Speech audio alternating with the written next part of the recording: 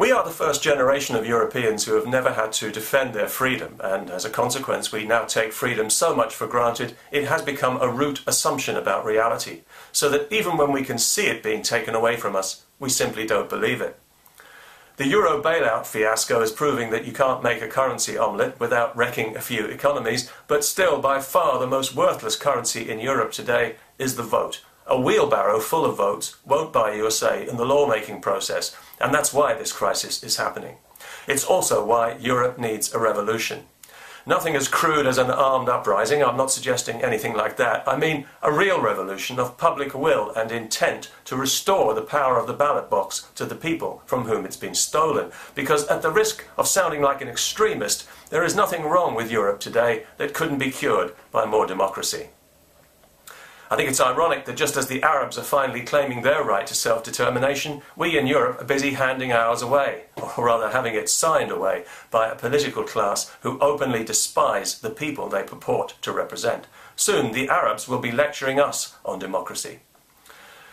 The artificial single currency is regarded as an essential prelude to full undemocratic political union in Europe.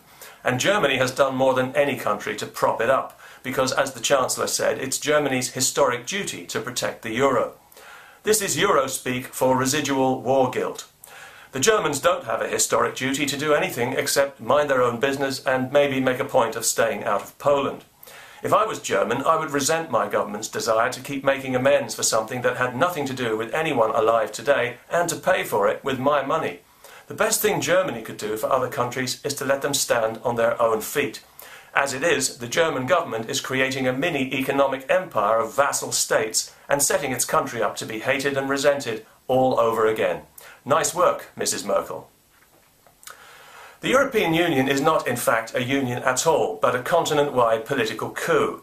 What began as a common market has now metamorphosed by stealth into a supranational political dictatorship. A parasitical organism living on the backs of the European nation-states, sucking their lifeblood and slowly killing them off. A bureaucratic tyranny that wants to harmonise out of existence the national identities that have made Europe a continent of genuine diversity and a cultural crucible whose values have shaped the entire Western world. But they want to put a stop to all that in the European Union of Soviet Socialist republics, and this is why European laws are never enacted in response to any kind of organic need in society, but as top-down directives intended to impose indiscriminate uniformity for its own sake. More than 50% of British law is now made this way by people we haven't elected and can't remove, and as they can override our elected politicians whenever they like, it's only a matter of time before it's 100%. We pay the European Union more than £15 billion a year, and rising. That's more than twice all the public service cuts combined. We squander that every year, and all we get for it is ordered around. Thanks to unqualified and politically motivated European judges, we can no longer deport foreign terrorists and criminals from Britain, no matter what crimes they've committed, in case it violates their human rights. Yet under the European arrest warrant, a British citizen can be extradited on no evidence to face charges that are not even crimes in Britain, and to be held without charge for months in appalling conditions without anyone having made a case against them. No human rights for them, and British judges can do nothing about this even if they want to, which they seldom do, to be fair. And not one of the three main political parties in Britain is prepared to give the people a chance to have a say about any of this, because they know damn well what we would say.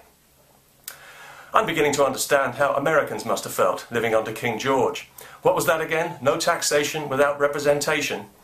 You know, the War of Independence wasn't America against England. It was Englishmen resisting the oppressive regime of their autocratic German king, asserting their human rights in modern parlance. America may be a melting pot now, but it began with the defence of age-old English liberties. Liberties that were promptly written into the Constitution, something we never got around to doing in Britain. So we no longer enjoy the same liberties Americans do. We don't have a Constitution, we don't have a First Amendment. What we have, and what the whole of Europe has, is the Lisbon Treaty, a kind of top-down constitution that's been imposed on us against our will. And unlike the American Constitution, which empowers the people, the European Constitution disempowers the people and empowers the unelected bureaucrats and career politicians for whose sole benefit it was created. Whatever the reality of the Republican-Democrat stitch-up, America is still governed, at least in theory, by the people and for the people. No such pretense exists anymore in Europe, where the people have had to stand by watching, helplessly, their protests ignored as their elected representatives sign away their sovereignty and their franchise without permission and burden them with a mountain of phony debt they didn't incur. If a lawyer or an accountant behaved like this, they would end up in prison. But the political class get away with it because they make up the rules as they go along. They are literally a law unto themselves. The ink was barely dry on the wretched Lisbon Treaty when they were violating its terms to throw even more of other people's money at economies they have destroyed. Most of these people have never had a proper job outside politics, and it shows. They inhabit a bubble of their own creation, like a priesthood. And in taking away the power of the ballot box, as they have, they've removed the people's ability to prick that bubble and let in a little reality. In short, they've stolen our birthright, and that of our children and grandchildren, and that's why Europe needs a revolution. And if ultimately these criminals are not held to account by the law, as they ought to be, they will certainly be held to account by history as the generation that tried to snuff out democracy in Europe. A generation of traitors, of incompetent, self-serving political pipsqueaks who call themselves leaders, yet who've shown that they wouldn't know how to lead a pack of lemmings straight over a cliff. Actually, I take that back. That's exactly what they are doing.